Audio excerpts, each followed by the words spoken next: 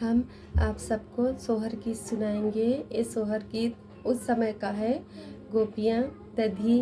दूध घी बेचने के लिए गोकुल में जाती हैं और श्री कृष्ण भगवान परेशान करते हैं, उस समय का है। मिलहु न सखिया सहेलरी होत मिली जूली, चलिती होत मिली जूली, चलिती हो मोरी सखिया गोकुला में दधिया महंग बाहो बेचिया लाई, आईती हो बेचिया लाई, आईती हो यार केहू सखिली हलीनी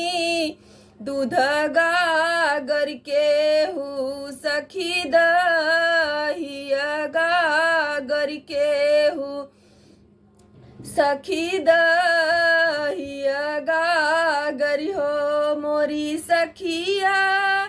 केहू सखी लिहली घिया गागर हो बेचिया लाई, आईती हो बेचिया लाई, आईती हो मोरी सखिया रहिया में मिलले कंधैया हो तररिया म चामई हो तररिया म चामई हो, अरे दधिया त हमारी ओ खाई हो मटकीगी, रामई हो मटकीगी, रामई हो मोरी सखिया गुड़ूरी पोआरई बीच धार हो तररिया म चामई हो तररिया म चामई हो यार जे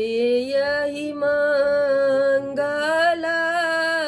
गावई हो त गाई के सुनावई